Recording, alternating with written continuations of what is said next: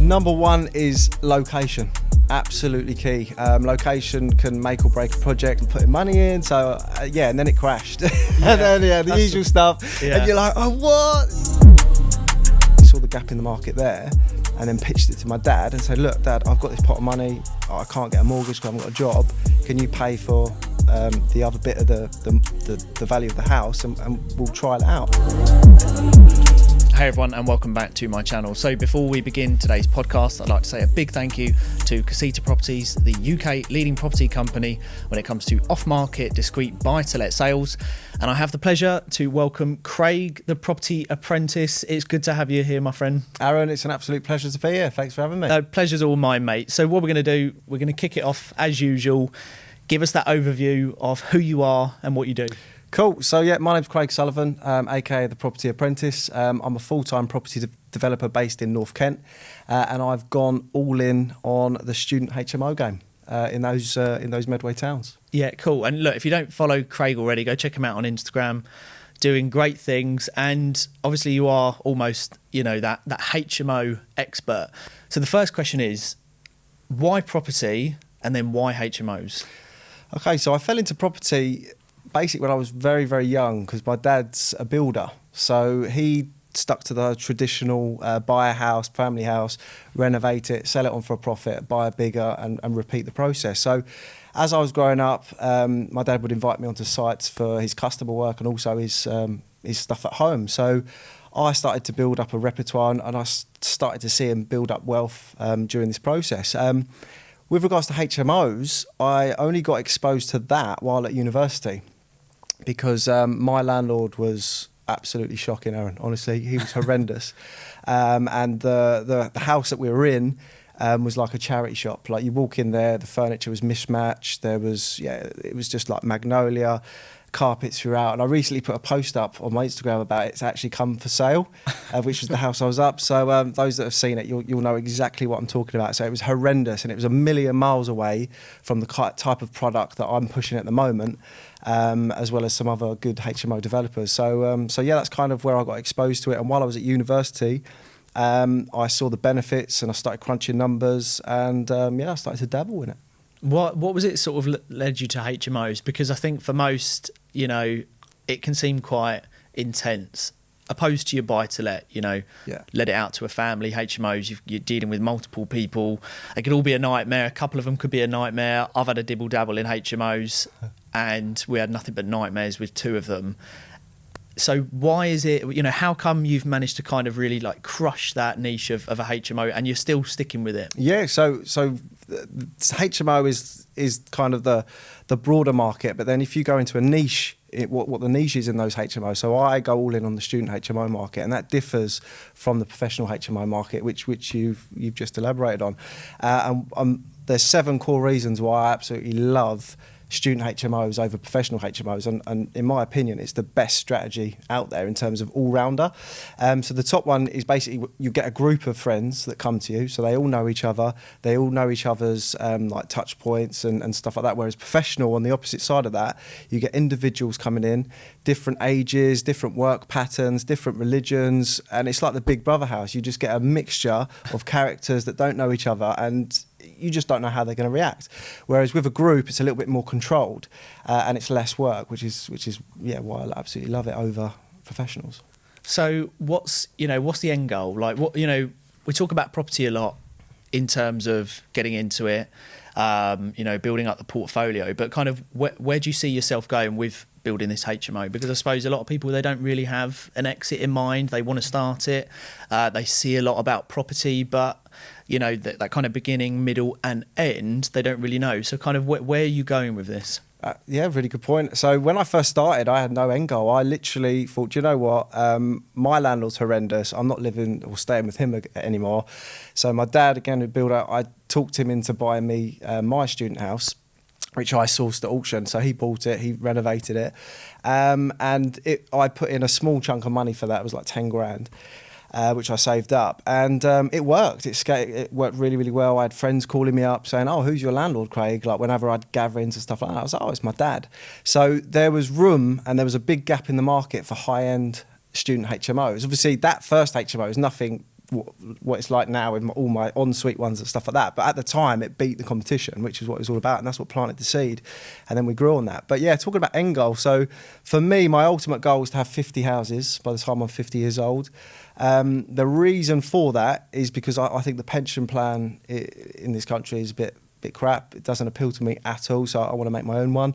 And I see HMO and property investment as that key resource. So how am I going to do that? So basically, I'm buying up everything that I can possibly can at the moment, living a very frugal lifestyle, not flashing, splashing the cash on flash watches, cars and stuff like that. Holidays, yes, because again, with being a family man now, it's all about those moments, right? Yeah. But in terms of material items, those are on hold. But yeah, buying up everything, and then I'm going to change my mortgage structure when I'm about 35 to 40 years old. So in those 5 years to all repayment. So at the end of the 25 years, when I'm about 60 years old, those properties are going to be owned outright. So one by one, I'm just going to sell them off. And bearing in mind, the average price at the moment is about 220k. In 25 years' time, hopefully they would have doubled. And I might even sell 2 off Aaron, and then they live off that for retirement. So. Well, yeah, I mean, look, you touched on a point about like pensions. I mean, if you're not making your own plan to, you know, live a comfortable life or certainly look after yourself, then it's certainly worth looking into. And obviously, property's like great for that. But at the same time, I suppose the question is, if you've got 50 properties, some people might be thinking, oh my God, what a drama. You know, what a nightmare 50 would be. So like, how would you, let's just touch on that. How would you manage them? Yeah, so at the moment, how my business structure looks like. So I've got my personal portfolios, which currently sits at 22 HMOs. Then underneath that, I've got a management company. So when I started investing in this area, I noticed 2 things. One, there was a demand for product on the tenant side, and also there was a demand for good management on the landlord side. So that's what, basically opened up my eyes, thinking, well, management is the right direction, because not only do I benefit from economies of scale and cut costs on management, I'll also grow that into a lucrative business. And that's kind of what I've done. It's now the largest largest HMO provider in the Medway towns for students. So yeah, it works. And then below that, I've got a maintenance company, which then is like a bolt-on business to both of them. And then I work with JV partners and investors. And I've also launched like my website, which does mentorship and stuff like that. So all of those trickle in. So that's kind of the umbrella, which kind of all works together, and it so far so good. It runs quite smoothly. That's nice. Yeah, I mean, what I want to touch on is your entrepreneurship. Get into that in a moment. But what I want to just cover off startup capital, because a lot of people watching this thinking, okay, you want to get into property, but that's kind of. There's 2 sides to it. You hear a lot of people saying you don't need any capital, and then there are other people saying, look, it's a load of rubbish.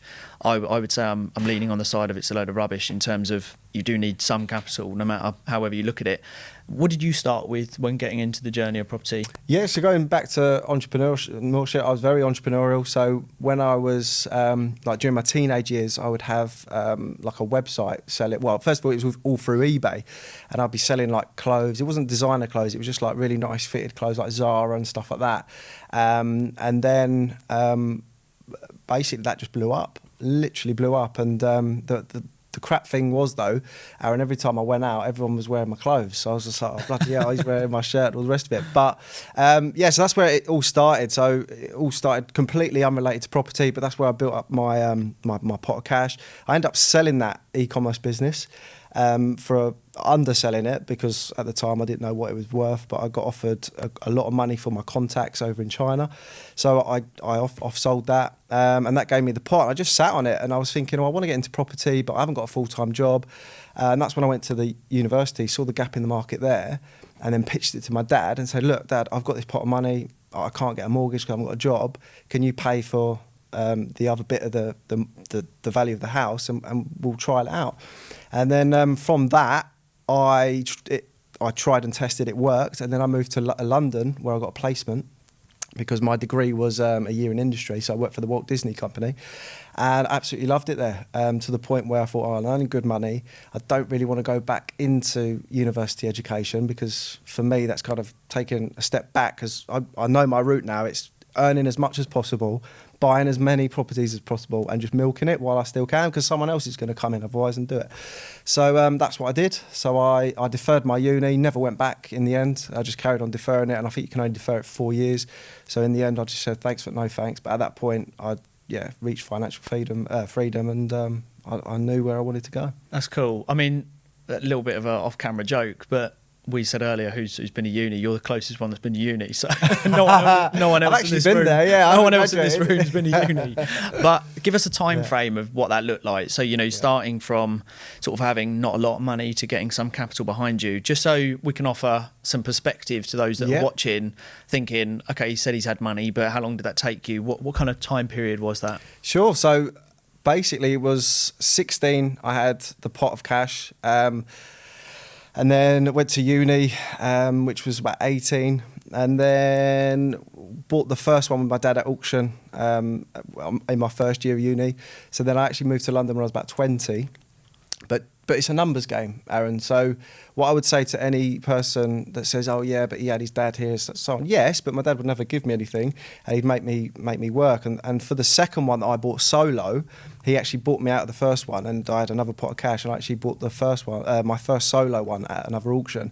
But to get there, that was brutal. So what I did was, back then, everyone knows it as the rent-to-rent model now. But what I would do is I approached the landlord and I said, look, Mr. Landlord, I will rent out your whole property. It was a 4-bedroom apartment in Chiswick, so it was W4, so it's a very, very nice part of London. And obviously my work was only down the road. And I said, look, I'll rent it off you, and then I'll obviously charge other people to live here, and I'll take care of all the maintenance, exactly the same as a rent-to-rent structure, but it was with me living there. So what that did was that cut my rent expenditure down to zero. Literally down to zero, because everyone else was paying for it. So that was a massive benefit, because all my disposable income was going in my pocket as opposed to going on rent and all the rest of it. So I'd split the bills with the people living there. So that's something I would say to people watching, is be clever with your money, like do things like that, that not only give you experience in the property industry, but also financially it's viable as well. Yeah.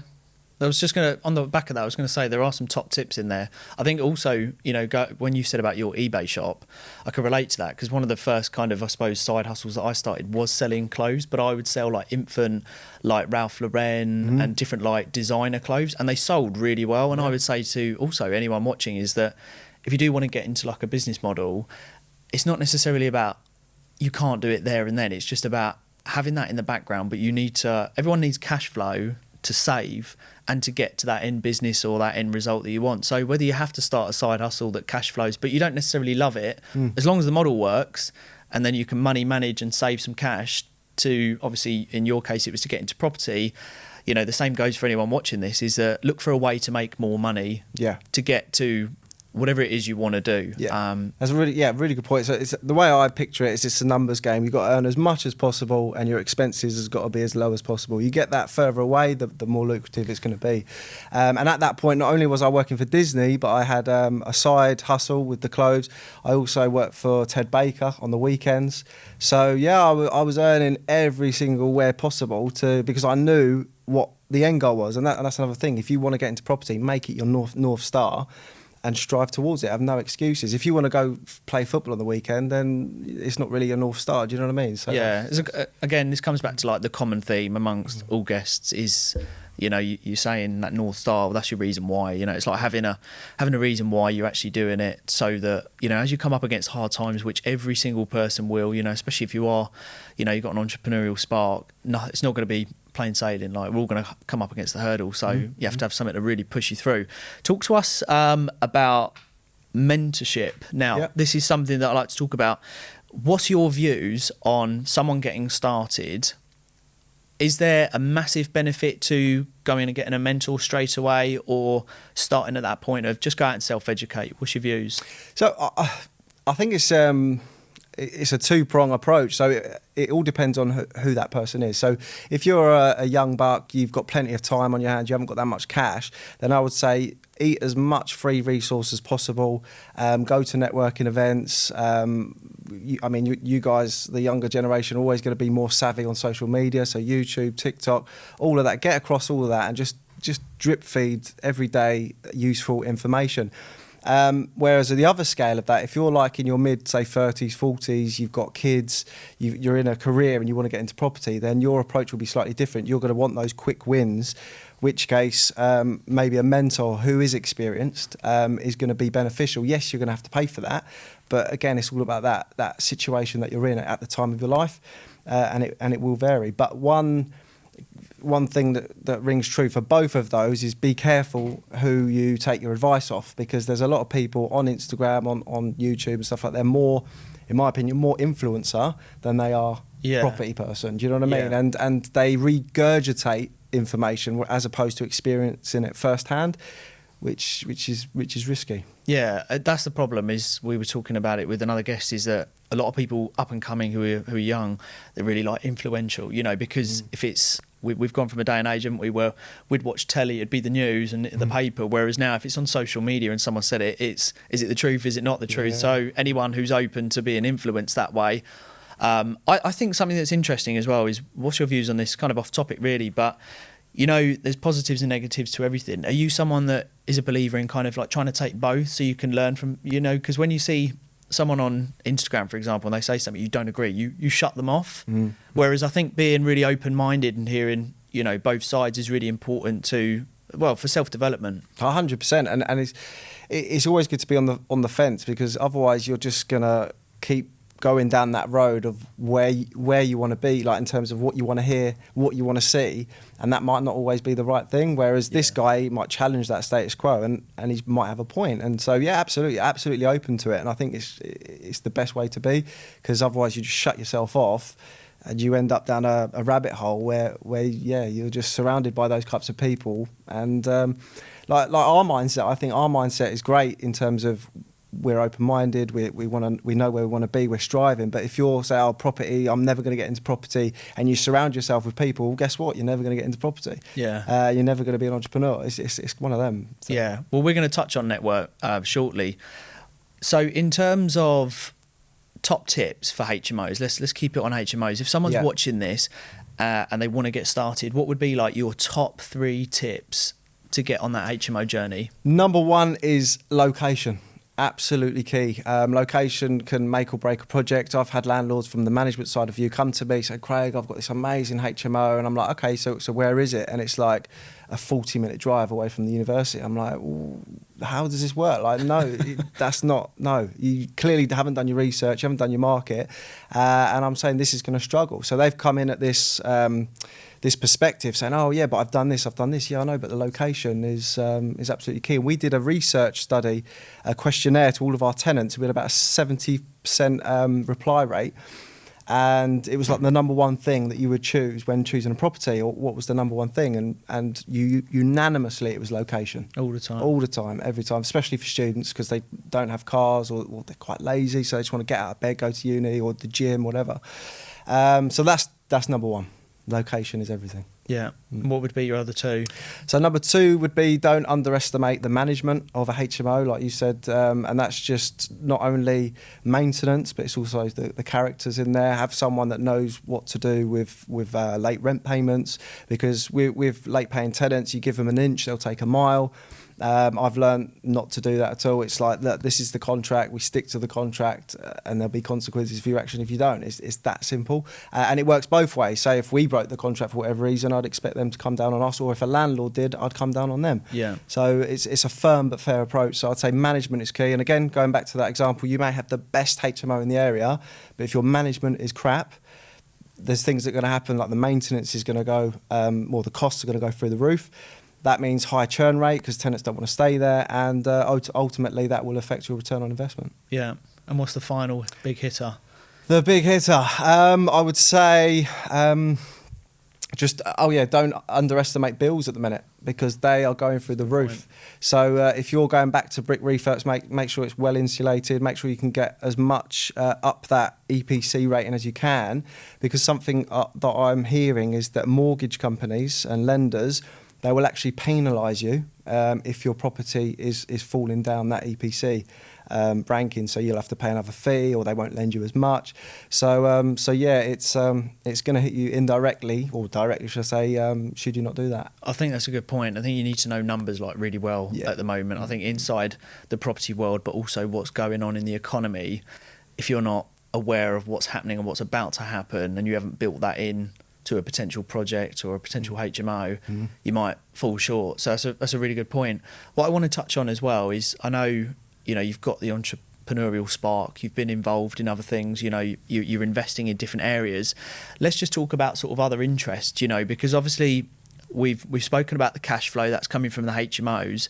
What are you like with money management, and have you got sort of those side hustles for other investments? I know you've dabbled into crypto. I don't know if you want to just give us a bit of an insight to what you've done there. Absolutely. So I've been keeping an eye on crypto for the last 2 years. Obviously it was making headlines, and I looked into it, very top line stuff, and I thought, what is this Bitcoin stuff? And then I was just been watching its value, and it's been going up and up and up, and there was a point where it went from 20,000, which is when I was going to get into it, and I thought, no, I talked myself out of it, and then it just went up to 40,000, and I was like, I'm going to get into it. I'm going to dabble. I'm going to throw something in there. And this was during COVID, so this was midway through COVID, and as it goes, I think my missus, she was pregnant at the time, and she was up because she felt a bit of movement. So I was up as well, and I couldn't get back to sleep after that. So I was like, I'll just have a look at my phone.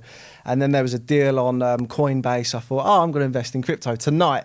And then lo and behold, Sienna, who's my little girl, she decided to come that night. So it's kind of, I invested in crypto the night she was born. So I thought, my mindset was, do you know what? I'm not going to go on holiday because everything's locked down.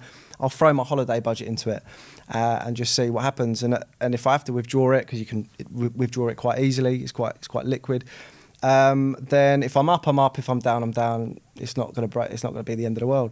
And then literally within the first 24 hours, it went up by 400 quid, and I was like, oh my god, this is amazing! I love this stuff. So then I threw a bit more in, and then it kept going up and up and up, and it was amazing. And then I didn't really know what to do, whether to carry on putting money in, so and then it crashed. And then the usual stuff, and you're like, oh, what? It's all panic stations. It's but then no, that's the key is you take your time with it, you watch it, and that's something I knew. Watching it from previous, it's very, very volatile. But it had an upward trend, so when you zoom out, you see the trend of it, and that's kind of what I expected. That was the key is the upward trend on it. I remember watching, your journey and the live stories, and I think, when you look at crypto, it's so speculative, and I think it's an important message for anyone watching is that you were using money that you could afford to basically put in. This wasn't cash that you needed to feed the family and stuff like that. But I think when it comes to alternative investments, I think you have to take it with a pinch of salt, because anything you invest in, I know you've done, your research around it, and you kind of sort of jumped into it heavily at the time. Whereas obviously I know a lot of other people, they would have seen other people do it, and they wouldn't have done any research. No. And then they'd have gone, well, I've only got 300 quid. Yeah. That's going all in, which is the wrong thing to do. Yeah. What kind of other, just as we sort of come to a close, what kind of other interests have you got at the moment? What other ventures are on the horizon? So I'll still want to stick to property, because that's basically what I know. That's my bread and butter. And at the moment, house prices are going through the roof. And that's another thing, just going back to the whole Instagram point about watching out for people, is that in this market, it's very easy to hide mistakes because it's a rising market. So that's something to watch out for. But yeah, I'm just going to focus on the brand, on my branding, and really grow that in the next, say 6 to 12 months until something tickles my fancy. But at the moment, it's mainly property and crypto. Yeah, fully focused. Well, it's a good message for everyone. Craig, it's been an absolute pleasure. Where can people reach out and get in contact? Sure. So the best platform is Instagram, which is at property_apprentice, and also LinkedIn as well. Awesome stuff. Well, cheers for coming on, buddy. I really appreciate great value. And for everyone that's watched so far, we'll see you all very soon.